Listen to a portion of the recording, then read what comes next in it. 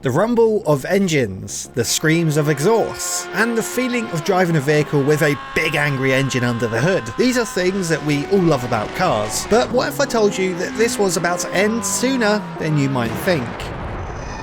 Whoa! Before we get to this part, we need to start from the very beginning.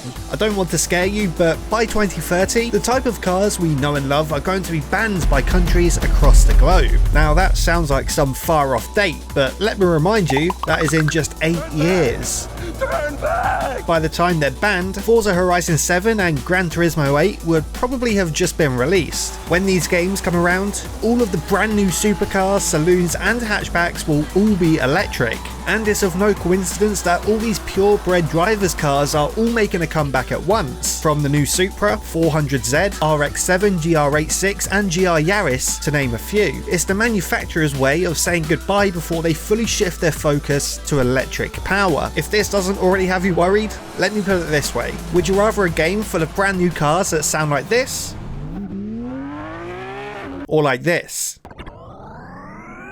Both car culture and racing video games as we know it are under a massive threat, and there's not much we can do to stop it. Soon our video games are going to be filled with the soulless, robotic whine of electric motors instead of the spectacular harmony of an internal combustion engine. You're probably thinking, is sound really that important? Driving is a three-part experience between the car's design, how it feels to drive, and the sound. If you take away a third of the entire driving experience, of course it's going to be far less enjoyable. Sound is the unsung hero of making a proper driving experience. It gives the car a soul. Some cars are plucky, sprightly little things, some are flamboyant, and others are literal reincarnations of the devil. If you take the sound of these cars away, they lose a majority of their personality. But there's so much more than sound to consider. So much that I can't fit it all into this video, in fact. Let me give you a few examples.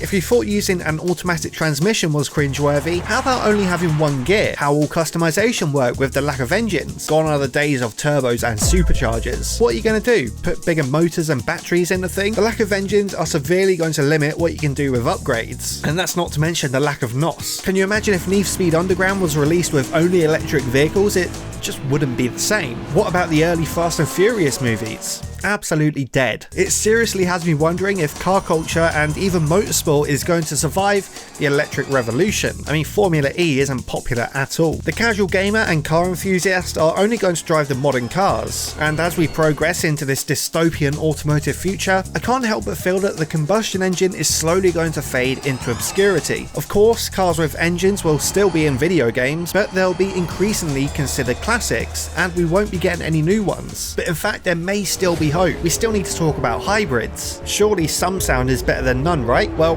don't get your hopes up, because even hybrids are under threat, and they're set to be outlawed just 5 years after the traditional engine in 2035. Pair this with the fact that most car manufacturers are already starting to move away from developing combustion engine technology in fear of being left behind, and things are starting to look very bleak. I wish I had some kind of upbeat resolution for this video, but I think my sentiment is to simply enjoy it while it lasts. We are witnessing the internal combustion engine's final hurrah. I do care about the planet, however, and I'm not totally against the petrol to electric evolution. I don't want the Earth to blow up, and I can appreciate the upgrades in the automobile's performance with the Switch. However, the lifelong car enthusiast in me can't help but feel a bit worried about the future of not only racing games, but also real-life cars and motorsports. But what about flying cars? Click this video to find out more.